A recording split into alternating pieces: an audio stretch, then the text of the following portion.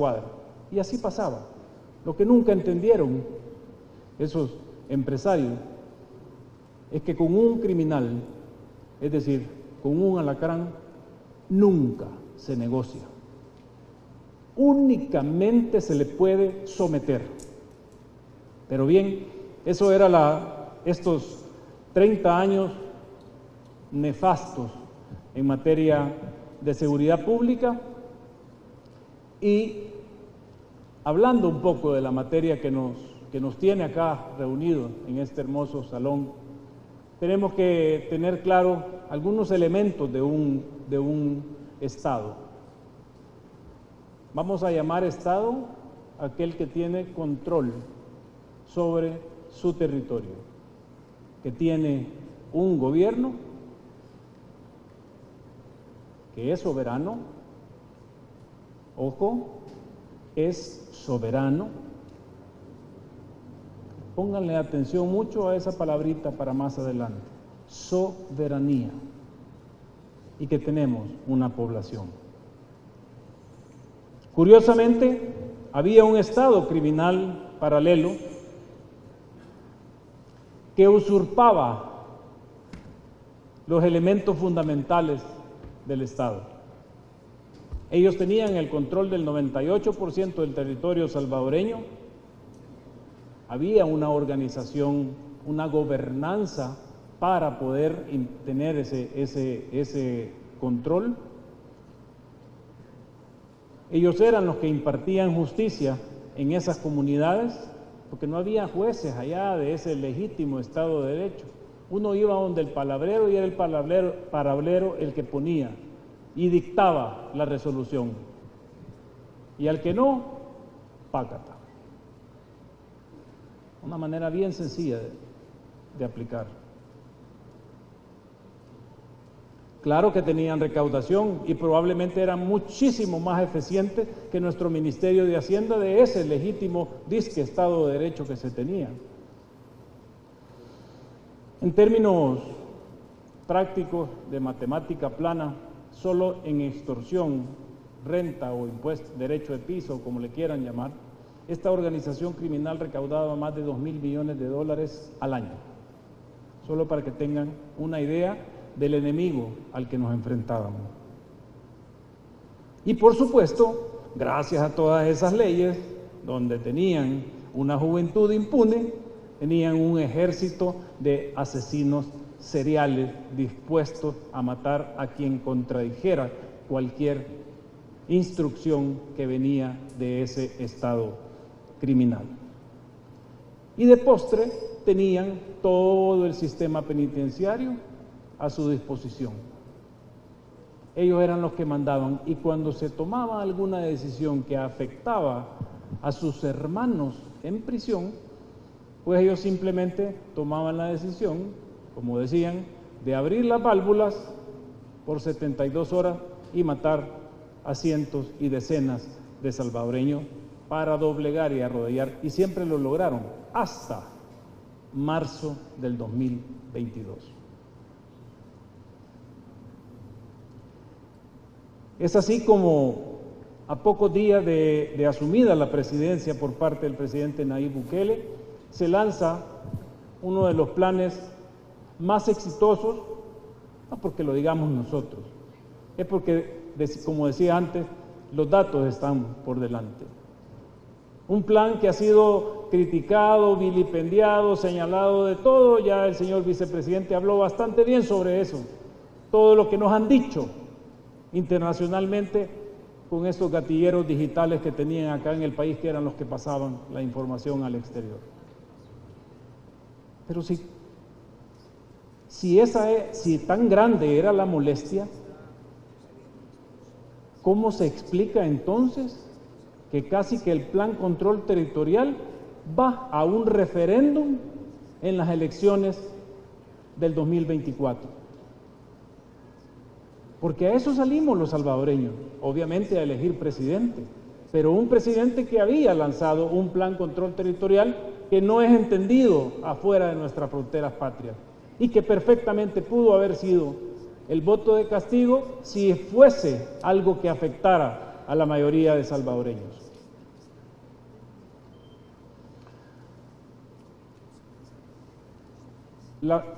Y además, fuera del país, un 98%. Entonces yo siempre me preguntaba, ¿qué dictadura tiene la capacidad de someter a salvadoreños que viven incluso en países de primer mundo? Solo ellos, en sus cuentos y en sus pesadillas, lo podían explicar. Pero bueno, fases. Teníamos que prepararnos, empezar un despliegue controlado sobre una muestra de esos municipios para ir teniendo ese conocimiento de lo que estaba pasando en esas comunidades. Obviamente, utilizando las únicas dos fuerzas que tiene el Estado salvadoreño para hacer justicia, para mantener el orden y para aplicar la ley: el ejército y la policía, que también nos criticaron por sacar al ejército a las calles. Pero yo recuerdo que en septiembre del año pasado tuvimos los mismos homicidios, 11 específicamente, que tuvo un país europeo. Ellos con 11 homicidios sacaron el ejército a la calle y nadie les dijo nada. Nadie les dijo nada. Nosotros acá, por haberlo usado, nos siguen criticando. Pero es porque son las únicas fuerzas vivas, valientes, conformadas por héroes, de las que podíamos echar mano para recuperar ese Estado de Derecho que había sido usurpado por una organización criminal. Dentro de la fase 1, lo más rescatable es que logramos ir a poner el principio de autoridad a nuestras cárceles y decirle claramente a cualquiera de estas organizaciones criminales que en las cárceles salvadoreñas manda el Estado salvadoreño. Y tomamos las decisiones que gobiernos anteriores nunca quisieron tomar, porque ya había ley para implementarse. El problema es que nadie tenía el valor y el coraje de decirle a un operador: no podés irradiar señal a un penal, y si lo haces, aquí te tengo esta cuenta de millones de dólares. Porque no podíamos sacrificar a más de 6 millones de salvadoreños por intereses corporativos. Eso es lo más rescatable de esta fase 1, preparación. Luego empezamos a transitar sobre oportunidades. Obviamente había también una necesidad de modernizar toda nuestras fuerzas del orden, como le llamamos, ejército y policía, que estaban en condiciones completamente deplorables.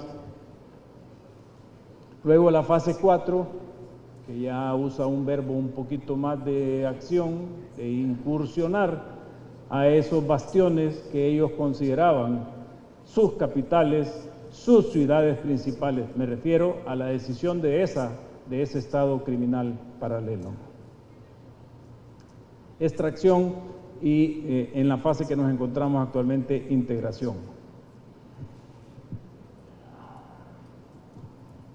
Dentro de todo este análisis, ¿qué es lo que anhelamos nosotros como ciudadanos?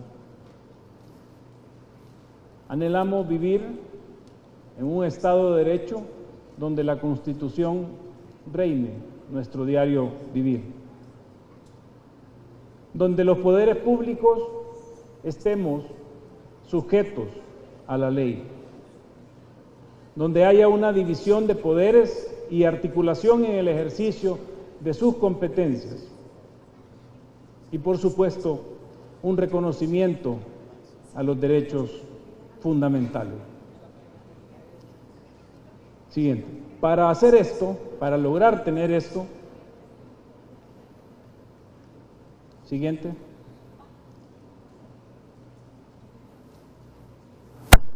Teníamos que analizar mucho a esta organización criminal y esas primeras 3 fases nos sirvieron porque hay un principio de guerra que nunca se le levanta la mano a un enemigo si no se le conoce a detalle. Teníamos que conocer a esa organización criminal. fuimos a dar una vuelta a la historia del mundo, porque aquí en estos 30 años vinieron una gran cantidad de consultores, asesores, especialistas, de todo. Pero nos apartamos de las recetas de siempre para construir nuestra propia receta. Y por supuesto que aterrizamos, volamos, sobrevolamos, leímos sobre Italia, luego a ese Estados Unidos de la mafia también un poco italiana, antes con el tema de Al Capone, luego con el fenómeno de los robos de bancos tan famosos en Estados Unidos. Conocimos de cerca también un poco la experiencia y esa frustración de un legítimo Estado de derecho como el de España para enfrentar a esa organización terrorista con la cual venía dando tumbos desde 1975. Y entendimos muy bien esos cambios normativos que ocurren en el mundo a raíz de los atentados del 9/11 y que son los que permiten por fin derrotar a una organización terrorista. Y empezamos a entender que a lo que nos enfrentábamos era una empresa criminal, cuyo corazón le llamábamos HIT: homicidios, extorsiones, armas, tráfico, droga, personas. Y todo aquel que entraba a esa organización criminal era porque quería cometer ese cóctel de delitos. Con estas dos herramientas nos vamos dando cuenta que esta organización criminal era la que tenía el monopolio criminal en este país. Y no se asusten, porque en muchos de sus países el monopolio criminal también está en manos de organizaciones criminales. Llámenle como le quieran llamar, bandas, clanes, maras, pandillas, como quieran llamar.